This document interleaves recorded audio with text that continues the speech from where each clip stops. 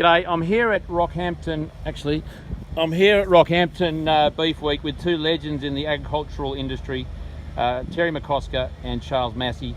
Really honoured to have you two here. I feel like you're the two old bulls up on the hill and I'm the young bull behind the camera, but we'll get through that. Charlie, you've just published a wonderful book called Call of the Reed Warbler. Could you give us a quick synopsis of the book? Yes, look, the book came out of my own farming journey over 40 years and the mistakes I made, and then learning that there's a different way to conduct agriculture that regenerated your landscapes instead of building them and led to profitability. And it was, so I went around and interviewed, well now over 150 people by the time I finished the book in the regenerative agriculture field, and just found this remarkable story. So the book's really full of hope and wonderful stories, and the lesson I learned from my own journey was I couldn't read a landscape. I was illiterate, and so just through focusing on some key landscape functions and how different farmers regenerated those, and talking to some of the leaders in the industry like Terry McCosker, RCS, how social change is needed when we're changing paradigms.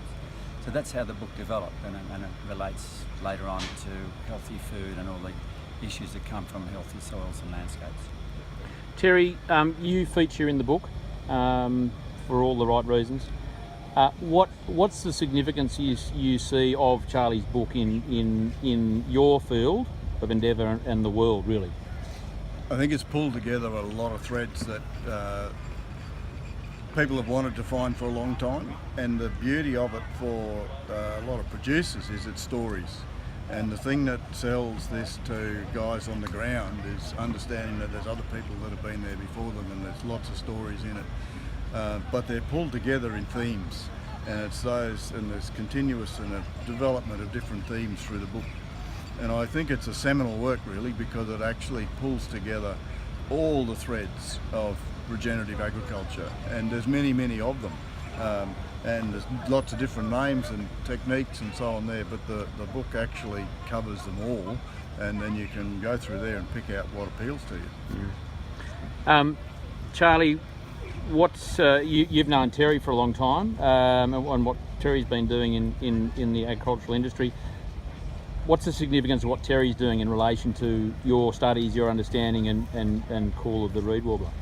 Yeah, I've not only known Terry, I've done some of their courses and been influenced by, as I state in the book, I regard Terry and the organisation he formed as probably the leading organisation in Australia for social change amongst farmers. Farmers learning from each other, facilitated. So it's not just about ecological management, it's about farm businesses and making them profitable, and how you get successional work done on farms, one of our big weaknesses, and so on. So I really regard Terry and RCS as at the very forefront of constructive regenerative change and social change in farming in Australia and wider actually. And Terry, where can people, well, hopefully we're igniting a fire under the asses of a few people, where can they find out more about your work, what you're doing, your business, and how you might be able to help them? They can come onto the RCS website. It's RCS Australia, and there's a whole lot of stories and information there on the sort of products that we run. What we're probably best known for is the Grazing for Profit School, and Grazing for Profit is 7 days, very intensive learning, but it's structured in a very sophisticated way that brings about change in people. And I think one of the most common feedbacks I've had now for nearly 30 years is that when you walk out of that classroom, you'll never look at pasture or land the same again. And I think that to me is very significant, because we've tended to treat agriculture and soils as though it's just a resource we just keep producing, and we've never thought about the fact that we're actually managing and producing from ecosystems. And I think again, over many years now, the thing that most excites people is actually being exposed to agriculture as an ecosystem, and that we have to learn to work with that ecosystem. And it's not You know, we're not there to mine it. We've actually got to maintain it, and we've got to build it, and we've got to strengthen it. And the more we do that, the more profit we actually make out of our businesses. So it's a win-win in every direction. And I've found over many years that that's probably one of the biggest turn-ons, is that people just understanding that in fact they're managing an ecosystem, not a farm. And it's a big change. And building resilience into our operations and the profitability from that. You know, I look back on the mistakes I made as an early manager and ended up drought feeding myself into debt to defend a merino stud, and I've since learnt there's a lot easier ways with a lot more advanced warning if you think ecologically and go through the things that people like RCS teach so well. And there's no one thing. It's you know, we spend a lot of time on people and attitudes and thinking and decision making, and we look at you know, grazing management, reproduction, nutrition, how to analyse a business, time management, how we handle conflict within a family or within a business. It's very holistic, and it covers everything that affects the operation of a family farm. And one of the reasons it's very intensive is that we wanted people to come out and be receptive to change, and it creates that receptiveness, and it gives people hope, like Charlie's book. It gives people hope that there are things that you can do that are a lot better than what we have been doing, that supports our families, our profitability, our land and our productivity. You know, Charlie, there's an old saying that the only people that like change are babies with wet nappies. And change is now hitting us in big ways, whether it's climate or human health and the other issues. And an approach to regenerative agriculture like we're talking about offers huge solutions to both those sorts of issues, not just climate, but other earth systems and human health. It's going to be enormous down the track. It's only just hitting it's starting to hit the sort of airwaves now, what's coming at us. And so change is going to be a constant, and this teaches us how to react to it. And in the book, you know, you signal a lot of alarm bells for people, you know, amber lights, and you're really identifying the opportunity.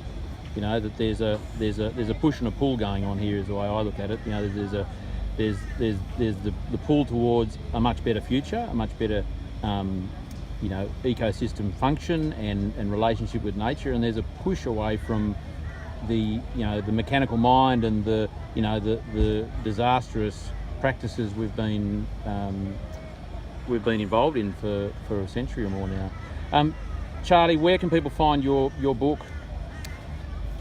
Look, thanks, Charlie. It's available at all major booksellers online. So you can buy electronically as well, or order online through the publishers, UQP, etc.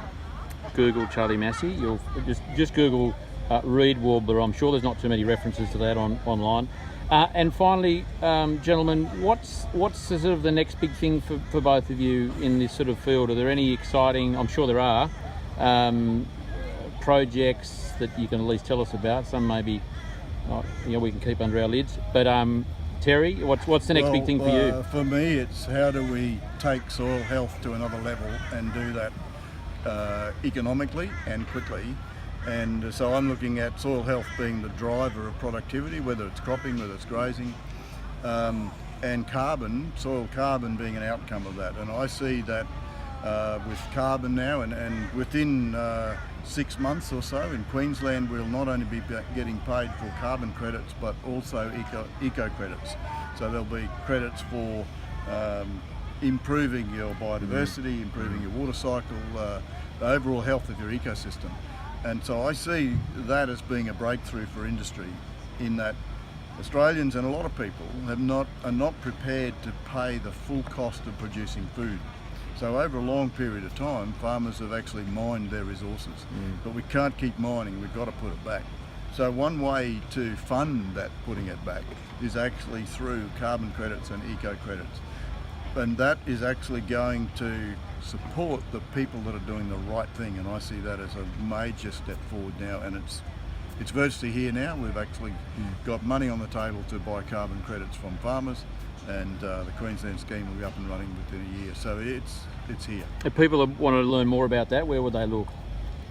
They'd look on the Carbon Link website for that, and our focus, Carbon Link, has been on soil carbon, not trees. Yes. A lot of people think that sequestering carbon is about growing more trees. To me, it's actually about improving our soils and putting more carbon into the soil. And the more we do that, the more we take out of the atmosphere, the more water holding capacity we improve within the soil, and particularly we improve the quality of the food we produce. And so, as Charlie said, it's actually a chain reaction all the way from the health of our ecosystem right through to the health of the human population. Charles, anything that you can tell us about this? Just to endorse everything Kerry just said, I think we're on the cusp of some really exciting times, and what we're talking about and what I talk about in the book are stories of hope. And I'll just give you one example. I recently got to know and interacted with Paul Hawken, who's just edited a major world book called Drawdown on the 100 best methods for putting carbon in the soil. And I met him in Melbourne and we've been talking since, and I said to him, look, in the top 20, there's 5 regenerative agriculture techniques you talk about. Let's put them together. It's in front of anything else. It's number 1 by 40%. That's the potential we have as farmers, particularly through soil, fixing long stable carbon polymers in the soil, through healthy plants, healthy grazing, improving the water and the whole thing. And that's the big game, I believe, in the future, and linking to human health. I went to a seminar with Paul a month or 2 ago at Byron Bay. Fascinating stuff. Bought the book, and there's a lot of good stuff there. I've been thinking a lot about what you guys have been doing and the problems in front of us, and I guess I like to summarise it by, that you can't solve a biological problem with mechanics and chemistry, and that's the way I sort of frame it up for people if they're trying to get their head around, what next, what can we do. Gentlemen, it's been a real honour. It's great that I've got to meet you here at Beef Week, because it's been being here and catching you two at the same time is fantastic. I wish you the best of luck. And I hope to do this again. We should do a road show, gentlemen. We should. Next year. See you later. Thank you. Thanks, Charlie.